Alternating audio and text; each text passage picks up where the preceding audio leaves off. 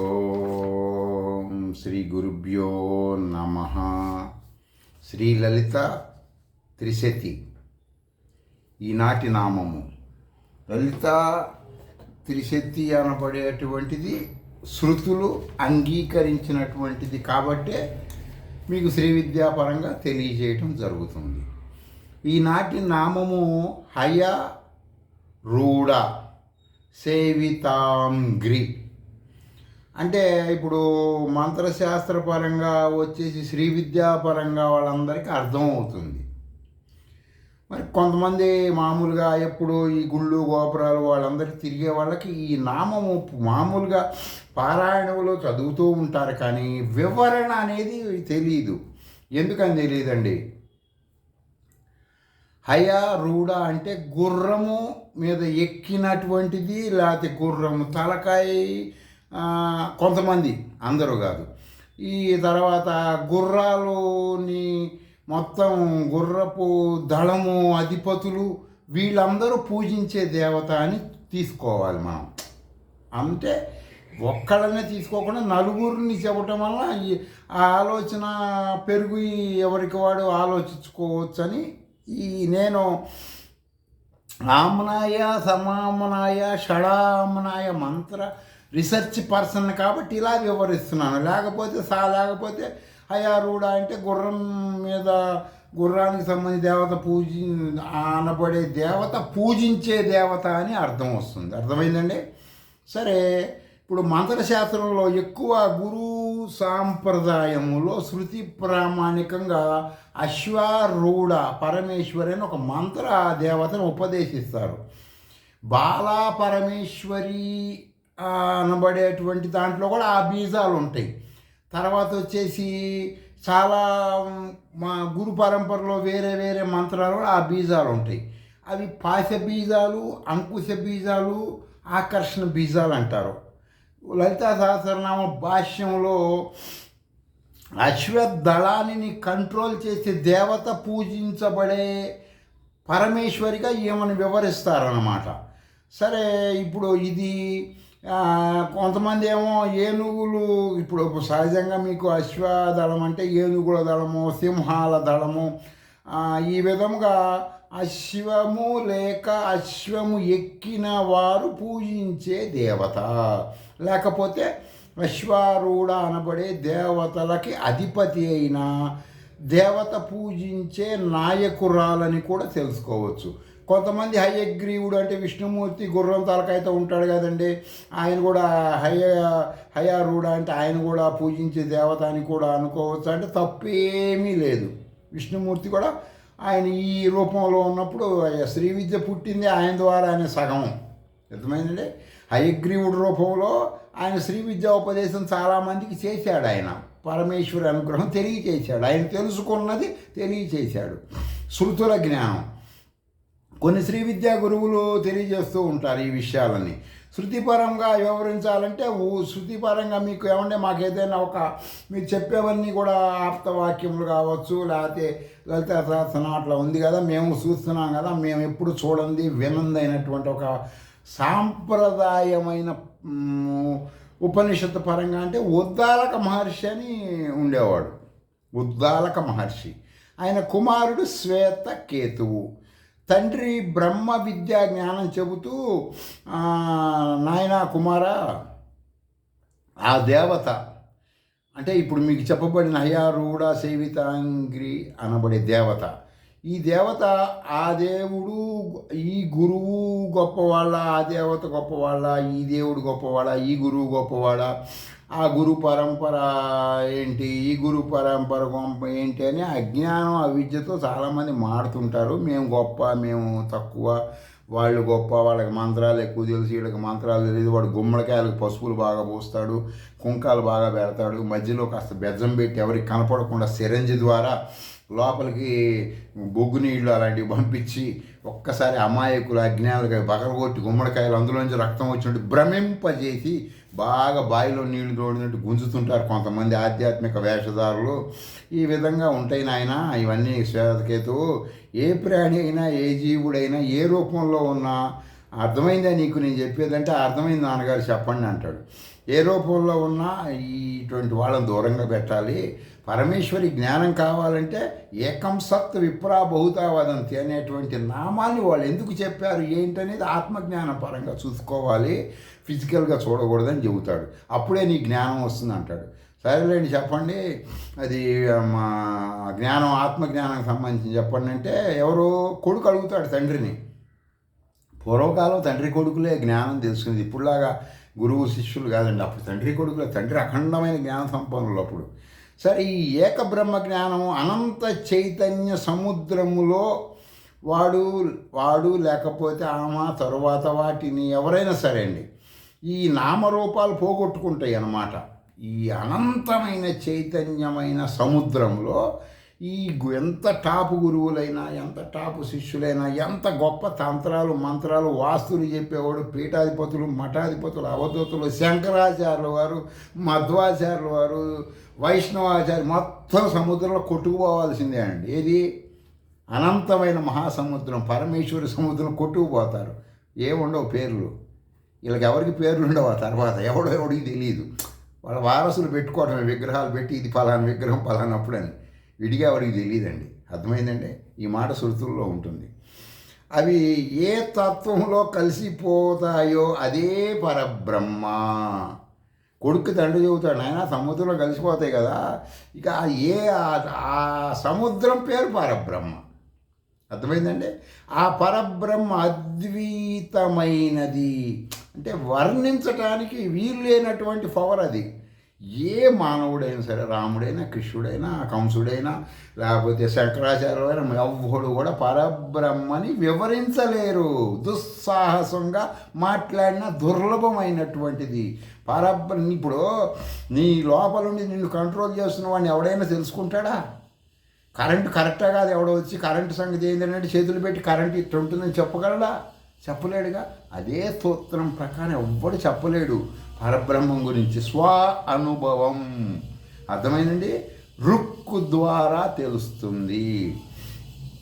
సరేలేండి నాన్నగారు, ఇంకా వివరం కొంచెం చెప్పండి, నాకు ఇంకా అర్థం అవ్వలేదు. మీ అంత సీనియర్ని కాదండి. మహాసూక్ష్మమైనది, సర్వవ్యాపకమైనది. అప్పుడు ఏ సైన్యాధిపతి అయినా ఎటువంటి ఎవరో కూడా వచ్చేసి ఏదన్నా ఒక పరమేశ్వరి నిన్ను అనుగ్రహించే టైంలో, లేకపోతే నిన్ను ఆగ్రహించే టైంలో నీ కర్మలు ఇచ్చి ఎవ్వడి వల్ల కాదండి రక్షించటం. అదే ఎవట్లా అండి ఏంటండి అది ఎట్ట తెలుసుకోవాలంటే, అది నువ్వేనయా, నీ గురించి నువ్వు ఎట్ట తెలుసుకుంటావు, అది నీవే శ్వేతకేతువు అని తండ్రి కొడుకులు పరబ్రహ్మం గురించి తెలియజేసుకుంటూ ఉన్నారు. గురు శిష్య సంవాదం అంటారు దీన్ని. ఉపనిషత్తులు అంటే గురు శిష్య సంవాదం, రియాలిటీ షో అంటారు దీన్ని. అంతేగాని వేదంలో పరమాత్మ చెప్పినది ఇప్పుడున్న వాళ్ళు ఎవరికి తెలియదు. ఇప్పుడున్న ఎవరినైనా సరే వేదంలో ఒక సూక్తం చెప్పి దాన్ని వివరణ చెప్పండి, దేశమాన కాలమాన పని చెప్పలేరు. ఎవ్వరి వల్ల కాదు. దుస్సాహసంగా ప్రయత్నం చేసినా చెప్పలేరు, ఎంత చదివినా చెప్పలేరు. ఎందుకని?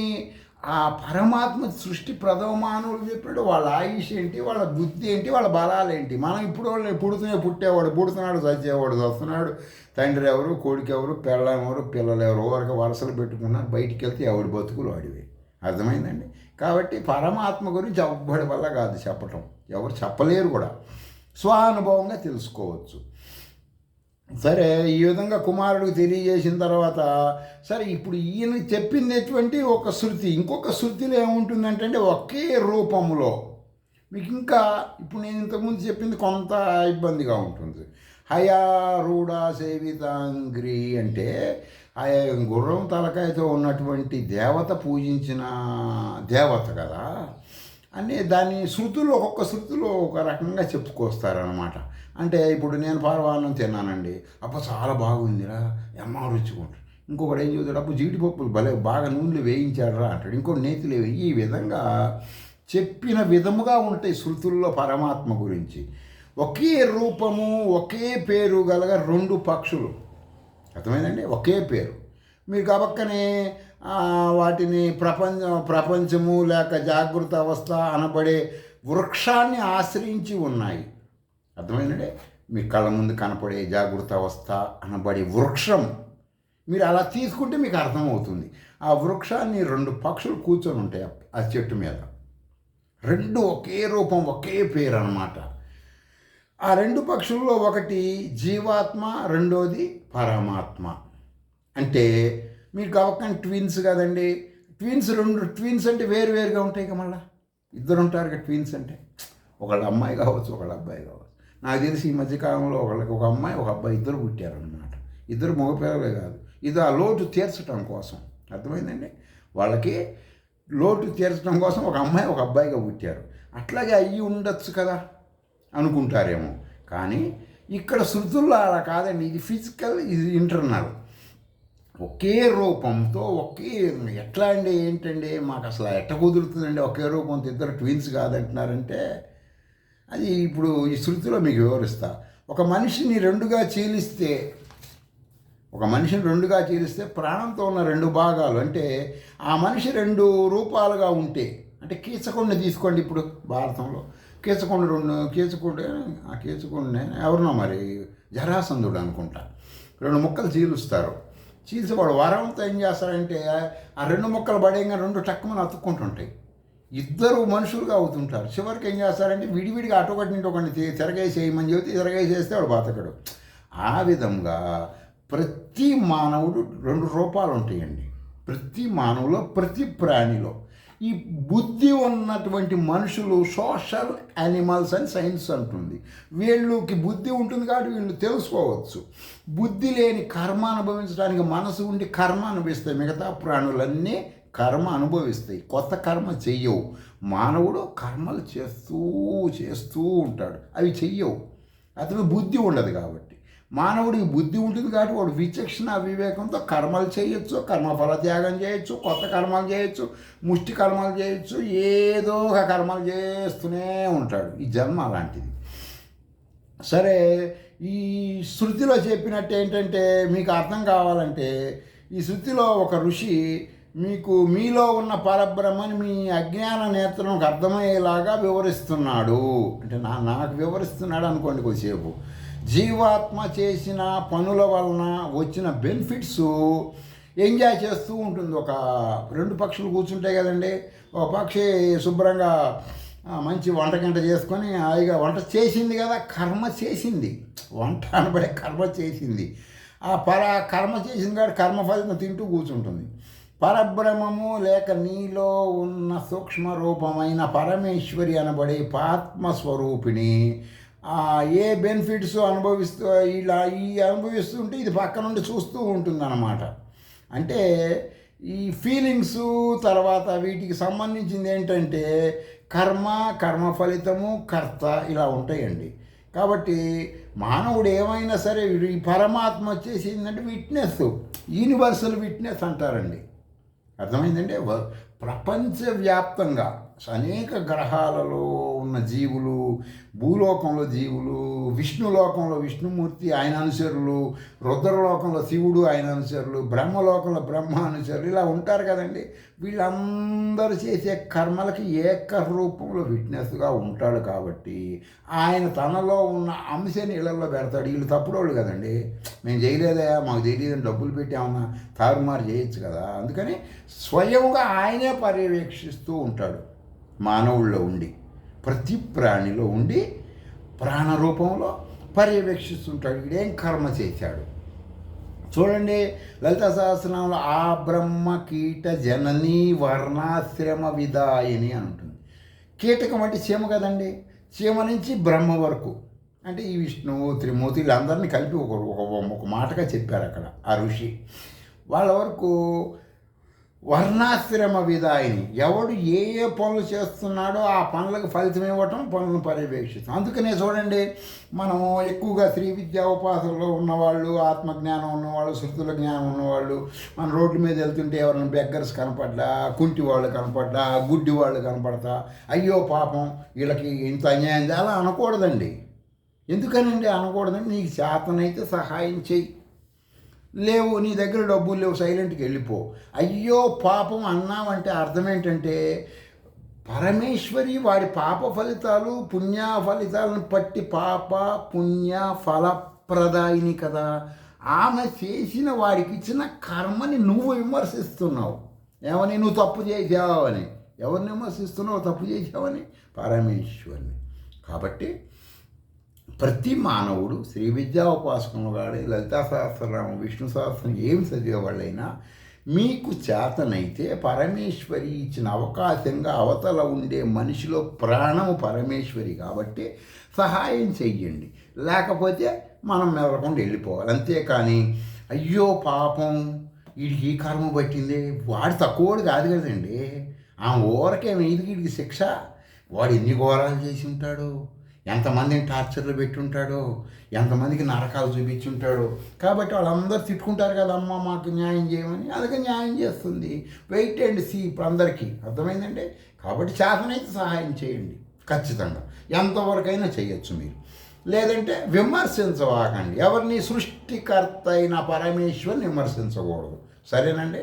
సరే, పరబ్రహ్మని మర్చిపోయినటువంటి వాళ్ళు, అజ్ఞాని, అవిద్య, అంధపరంపర ఆధ్యాత్మికంగా ఉండే జీవుడు నేను పరబ్రహ్మమని మర్చిపోయి గుళ్ళు, గోపురాలు, సిద్ధాంతులు, పీఠాధిపతులు, అవధూతలు, బాబాలు వగైరా వగైరా తిరుగుతూ ఉంటాడండి. వాడికి జ్ఞానం ఉండదండి. ఎవరు చెప్పరు. సృష్టిలో జరుగుతున్న యుగ ధర్మం రీత్యా, యుగాల యొక్క ధర్మం రీత్యా వాడు ఏం చేస్తాడంటే మర్చిపోతూ ఉంటాడు. చాలామందికి ఇసుకేది మతిమరుపు ఏదో ఒక మన్ను ఏదో ఉంటుంది. అందుకని ఎప్పుడైనా సరే భారతీయులందరూ మల్కాంగిని గింజలను నమ్ముతారండి. మల్కాంగిని జ్యోతిష్మతి తైలం రూపేణ లిక్విడ్ దొరుకుతుంది, కానీ అది సత్యమో కాదో నాకు తెలీదు.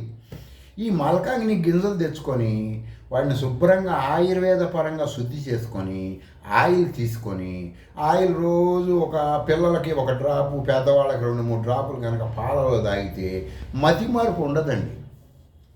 మతిమరుపు ఉండదన్నమాట. అంత పవర్ఫుల్ మన శృతుల్లో మన ఋషులు మనకు అందించిన జ్ఞానం వాళ్ళు తెలుసుకొని, మతిమరుపు ఎందుకు, పరమేశ్వరుని మనం మర్చిపోకుండా ఉండాలని వాళ్ళు అవన్నీ తెలుసుకున్నారండి.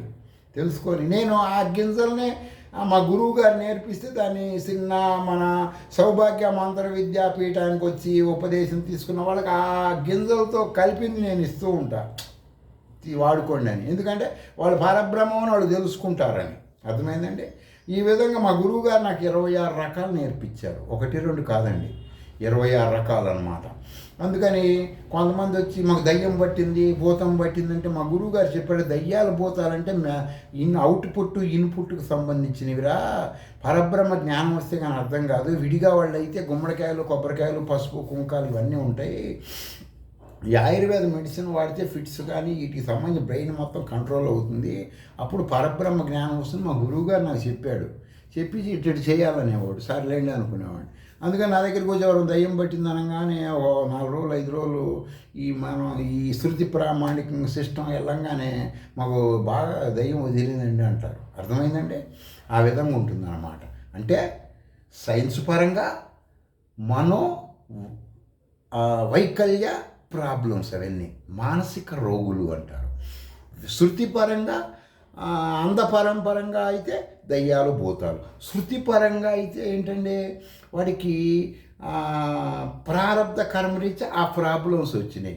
ఆ ప్రాబ్లమ్స్కు సొల్యూషన్ శృతిలో కూడా ఆయుర్వేద పరంగా కూడా చెప్తూ ఉంటుంది. ఆయుర్వేదం అంటే మీరందరూ ఏదో మూలికలు మందులు అనుకోవకండి. ఆయుష్ ప్లస్ వేదము.